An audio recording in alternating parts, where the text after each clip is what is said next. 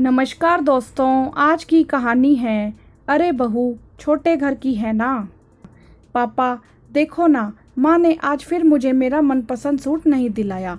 बाजार से आते ही मानसी ने मचलते हुए अपने पापा से शिकायत की। ओहो सुनीता, तुम भी ना दिला देती बच्ची को उसका मनपसंद सूट, गुप्ता जी ने अपनी पत्नी से कहा। सुनीता ने कहा, अच्छा जी कैसे दिला देती, एक ही तो बेटी नहीं है आपकी। अगर इसे दिलाती तो छोटी का मुंह फूल जाता, और फिर महीने का बजट उसका क्या। अरे मेरी लाडो बिटिया, तू चिंता मत कर, तुझे ऐसे बड़े घर में ब्याहूंगा कि वहाँ तुझे किसी चीज की कोई कमी नहीं होगी। राज करेगी मेरी बिटिया रानी, गुप्ता जी ने मानसी को लाड लडाते हुए कहा। किसी बड़े घर में ब्याहने का सपना लेकर मानसी बड़ी हुई थी। सुंदर और सुशील तो वो थी ही, अच्छे अच्छे घर से उसके लिए रिश्ते आने लगे। एक दिन जब पास शहर के अच्छे बड़े घर से रिश्ता आया तो गुप्ता जी को लगा कि उनकी तलाश पूरी हो गई। लड़के वालों की बस यही डिमांड थी कि बारातियों का स्वागत अच्छे से होना चाहिए और उनकी खातिरदारी भी अच्छे से होनी चाहिए। इतना अच्छा रिश्ता देखकर गुप्ता जी ने उनकी यह मांग सहज स्वीकार कर ली। अपनी हैसियत से बढ़कर गुप्ता जी ने मानसी की शादी पर खर्च किया ताकि लड़के वालों को कोई कमी नजर ना आए। शादी बहुत धूमधाम से हुई। एक से बढ़कर एक साड़ियाँ, लहंगा और जेवर लड़के वालों ने चढ़ाई। मानसी तो अपने भाग्य पर इतरा रही थी। सब बहुत खुश थे। मानसी शादी करके अपने ससुराल चली गई। इतना आलीशान बंगला, गाड़ियाँ, सब कुछ तो था वहाँ। ससुराल में कदम रखते ही द्वार पर नंद ने नेक मांगा। मानसी ने अपने पर्स से 1100 का लिफाफा निकाल कर दे दिया। नंद ने नाक सिकोड़ कर सास से कहा, यह क्या माँ, हमारी क्या इतनी औकात है। सास ने कहा, अरे बेटा अभी यह नई है ना, इसे क्या पता हमारे घर में बहन बेटियों को क्या नेक देते हैं। तू आ, मैं अपनी लाडो को सोने के झुमके दूंगी। सुबह मानसी नहा धोकर अपने मायके से लाई हुई सुंदर सी साड़ी पहनकर तैयार हो गई। जब वह कमरे से बाहर निकली तो सास ने देखते ही टोका, बहू यह क्या पहन लिया, इतने मेहमानों में यह साड़ी अच्छी नहीं लगेगी।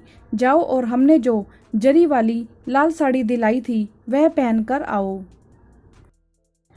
अब तुम्हें हमारे घर के तौर तरीके से रहना होगा।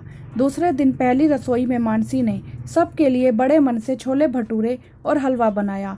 डाइनिंग टेबल पर बैठते ही सब बातें बनाने लग गए। देवर बोला, मम्मा मेरा सैंडविच कहाँ है, तो नंद बोली, इतना हैवी ब्रेकफास्ट मैं तो यह कभी नहीं खाने वाली।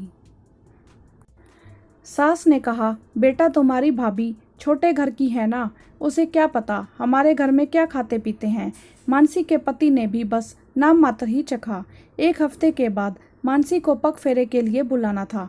गुप्ता जी ने मानसी की सास के पास फोन करके कहा कि वह कल मानसी को लेने आ रहे हैं।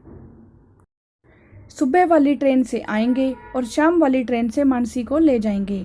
यह सुनकर मानसी की सास ने गुप्ता जी से कह दिया कि समधी जी आप तकलीफ मत करना, हम मानसी को गाड़ी से भिजवा देंगे।